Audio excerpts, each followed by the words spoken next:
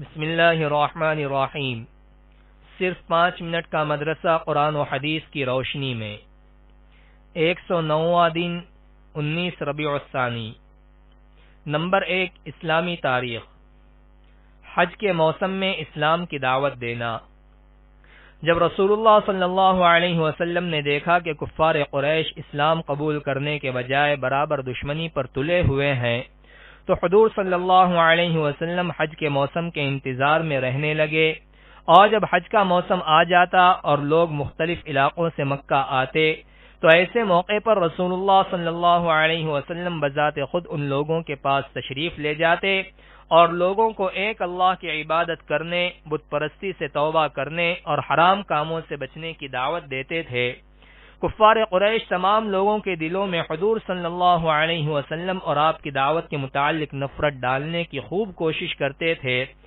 خود آپ کا چچا ابو لہب آپ کے پیچھے پیچھے یہ کہتا پھرتا تھا کہ اے لوگو، یہ شخص تم کو بتوں کی پوجا سے ہٹا کر ایک نئے دین کی طرف بلاتا ہے، تم ہرگز اس کی بات نہ ماننا۔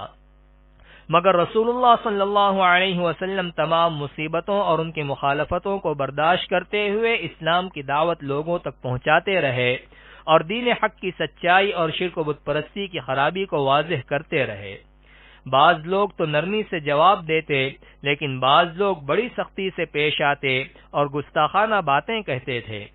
اسی حج کے موسم میں ایک مرتبہ قبیلہ اوس و خزرج کے کچھ لوگ مدینے سے آئے ہوئے تھے، جن کے پاس تشریف لے جا کر آپ صلی اللہ علیہ وسلم نے اسلام کی دعوت دی۔ ان لوگوں نے اسلام قبول کر لیا اور آپ کی مدد کا وعدہ کیا۔ نمبر 2، اللہ کی قدرت۔ بحر میت۔ ملک اردن میں چھوٹا سا ایک سمندر ہے جس کو بحر میت، ڈیڈ سی کہتے ہیں۔ اللہ تعالیٰ نے قوم لوط کی بستیوں کو پلٹ کر ایک گہرے سمندر میں تبدیل کر دیا، جس کے پانی کی سطح عام سمندروں کے مقابل 1300 فٹ گہری ہے۔ اس کی بڑی خصوصیت یہ ہے کہ نہ کوئی جاندار اس میں زندہ رہتا ہے اور نہ ہی کوئی ڈوبتا ہے، جبکہ دوسرے سمندروں میں جاندار چیزیں بھی ہیں اور جاندار و بے جان چیزیں اس میں گر کر ڈوب بھی جاتی ہیں۔ نمبر 3، ایک فرض کے بارے میں۔ نماز میں امام کی پیروی کرنا۔ حضرت ابو ہریرہ رضی اللہ عنہ فرماتے ہیں کہ رسول اللہ صلی اللہ علیہ وسلم ہمیں سکھاتے تھے کہ نماز میں امام سے پہلے رکن ادا نہ کیا کرو۔ فائدہ: اگر امام کے پیچھے نماز پڑھ رہا ہو تو تمام ارکان کو امام کے پیچھے ادا کرنا چاہیے، امام سے آگے بڑھنا جائز نہیں ہے۔ نمبر 4، ایک سنت کے بارے میں۔ سجدہ کرنے کا سنت طریقہ۔ رسول اللہ صلی اللہ علیہ وسلم جب سجدہ فرماتے تو اپنی ناک اور پیشانی کو زمین پر رکھتے اور اپنے بازوؤں کو پہلو سے الگ رکھتے اور اپنی ہتھیلیوں کو کاندھے کے برابر رکھتے۔ نمبر 5، ایک اہم عمل کی فضیلت۔ اذان کے بعد دعا پڑھنا۔ رسول اللہ صلی اللہ علیہ وسلم نے فرمایا، جو بندہ اذان سنتے وقت اللہ سے یوں دعا کرے، اللہم رب هذه الدعوة التامة والصلاة القائمة آت محمدا الوسيلة والفضيلة وبعثه مقاما محمودا الذي وعدته، تو وہ بندہ قیامت کے دن میری شفاعت کا حقدار ہو گیا۔ نمبر 6، ایک گناہ کے بارے میں۔ غلط حدیث بیان کرنے کی سزا۔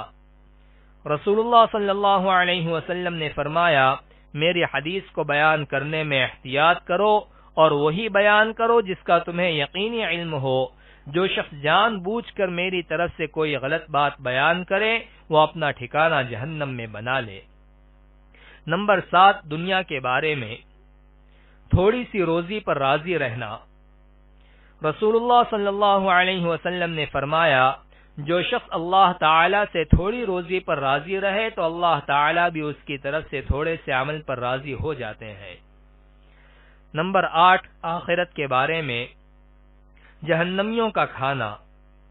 قرآن میں اللہ تعالی فرماتا ہے، جہنم والوں کا آج نہ کوئی دوست ہوگا اور نہ کوئی کھانے کی چیز نصیب ہوگی سوائے زخموں کے دھون کے، جس کو بڑے گنہگاروں کے سوا کوئی نہ کھائے گا۔ نمبر 9، طب نبوی سے علاج۔